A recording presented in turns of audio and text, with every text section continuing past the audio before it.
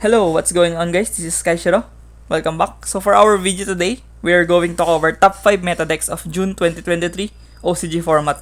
So these are the very best decks that you can play on the format. These are the decks that will give you high chances of winning and dominating this format. So without further ado, let's get started. Coming at number 5, we have the most hottest deck right now on the format. We have Rescue Ace. So Rescue Ace, relatively high resurgence lately on the past few weeks of the OCG format, mainly to the topping of this deck on Japan YCS tournaments and Duelist Cup Asia tournaments. Rescue Ace saw massive success on those tournaments. That's why this deck plummeted into mainstream right now on the format. So what Rescue Ace makes stronger is they have multiple interruptions and they are pretty much consistent with one card combo. So they can set up a very considerable powerful board and it is quite consistent as well. And the most innovation play right now of Rescue players are the Mud Dragon Fusion and the Proxy F Magician. So they use this Proxy F Magician to summon out this Mud Dragon using the materials on their field so that Mud Dragon can activate its effect to protect the fire monsters on the field to avoid being targeted so that you can resolve turbulence without any problems because the choke point of Rescue Ace is the main boss monster themselves, the turbulence. You have to imperm, veiler, or negate this monster to prevent the setup of Rescue Ace. So yeah, Mud Dragon helps the Rescue Ace to solve that problem. So yeah, this is the most used end board right now of Rescue Ace players. But the problem of Rescue Ace are hand traps like Ash Blossom. Rescue Ace are very much prone to Ash Blossom. And of course, they rely on back row strategy with their trap cards that can pop and negate. So they are prone to red reboot, especially on game 2 to 3 because they are very prone to board wipe cards like Lightning Storm. So this is very detrimental against Rescue Ace, Lightning Storm, and evenly match. It can really suffocate the Rescue Ace, those board wipe cards. So they need the Red Reboot and Solemn Judgment to protect their board. So yeah, these are the cards that you should look out for if you are playing Rescue Ace. And the good part of Rescue Ace is they are pretty much new right now on the metagame. That's why they won't get hit for me. I think Rescue Ace won't get hit to the July ban list. So they are pretty much safe right now. So coming at number 5, we have Rescue Ace. Moving on, at number 4, we have the Evergreen Tearlament. So this deck really never dies. For the past 5 formats, I guess, Tearlaments has been relevant since last year. So Tearlaments are still topping these days. We have Hiroshi Odate in our Philippines that got finalists on this deck. And we also have many Tearlaments players on Duelist Cup Asia tournaments that got notable success with the deck. So it is pretty much safe to say right now that Tearlaments is still good and alive and kicking. So at number 4, we have Tearlaments. The problem of Tearlaments are still the same. The graveyard shutdown cards like Shifter can literally stop the turn of Tearlaments. And then we have cards like Bestial that is also notably good on the format because it can hurt Matmech and Tearlaments as well because you can banish the Tearlaments cards that has fusion mechanics like Shayren, Merly, Havnis. You can Bestial those monsters to avoid them from resolving. So yeah. And then cards like Talent can really disrupt the Tearlaments because Tearlaments moves a lot on your main phase. They have a lot of effect shenanigans on your turn. That's why they are prone to triple tactics Talent. And then their end board are pretty much interruption and negation based. We have Graha Fusion, we have Hot Red Archfiend, Abyss Dragon, and then the Rulkalos. That's why they are really prone to Dark Ruler no more. So yeah, they can be stumped with Dark Ruler no more. But nonetheless, this is a pretty good deck right now. This is a really versatile deck that has a lot of complexities.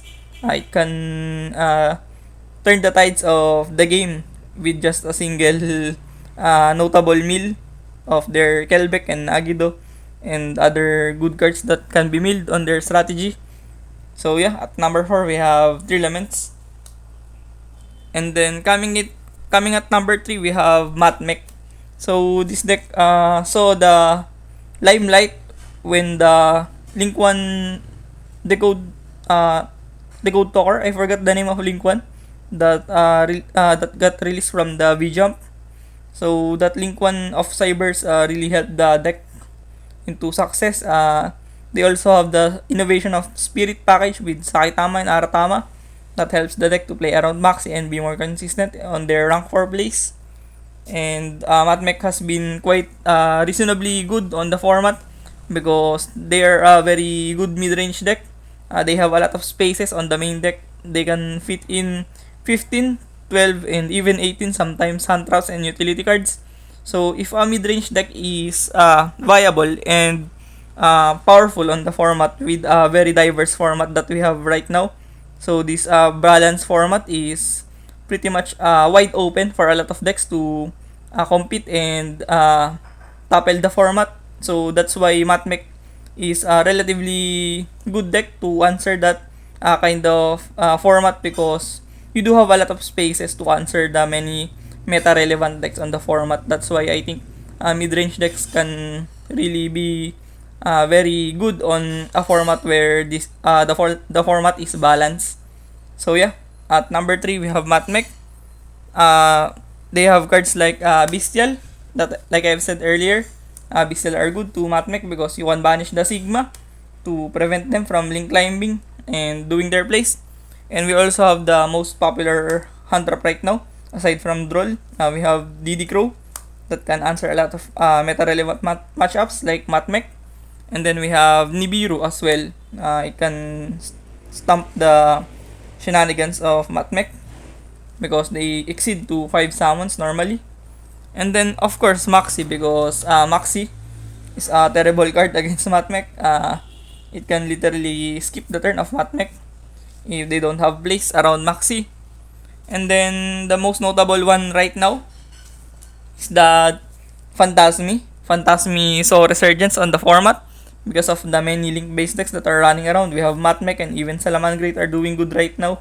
So Phantasmi saw play recently with those factors. And then we have Forbidden Droplet that can also topple the Matmech strategy because they end on negation monsters like this Laplacian and the Fluid Dragon. So Droplet can be very good against Matmech. So yeah, at number 3 we have Matmech. Coming at number 2 we have Runic. So lately Runic has been very dominant. For me, I have seen Runic more tops than purely on the recent days on this week. So Runic is very notorious right now on the format.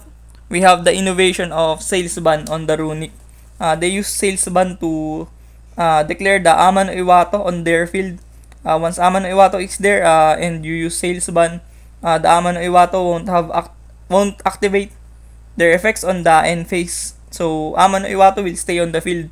So it is like a walking floodgate on the form of Ama no Iwato if they have drawn Sales Ban. And they can also use Sales Ban to declare Ash, Droll, if they haven't draw the Ama no Iwato, so that they can play around Ash and Droll if they are going to add their cards from their hand. And then the most notorious problematic cards of Runic are especially the Floodgates itself, because Floodgates helps the deck to stall the game and control the tempo of the game. That's why Runic are relying on Floodgates like Ghost and Match, Rivalry, There Can Be Only One, and Skill Drain, to name a few. And then they have better consistency. We have Path of Duality, Path of Desires, Cards of Demise that can help the deck. The R2 Runic Fountain did nothing against Runic, to be honest. It is not notable and reasonable to hit the field spell to semi-limit. If you want to hurt the deck, you have to put the field spell into 1.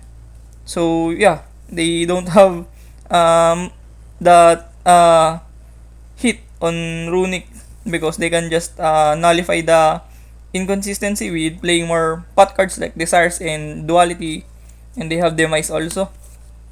So yeah, they have cards like Cosmic Cyclone and Evilly Match that to be wary of. These cards can suffocate the Runic strategy, because you have to banish their cards, especially the field spell, because they have monsters that can protect the cards on their field from destruction.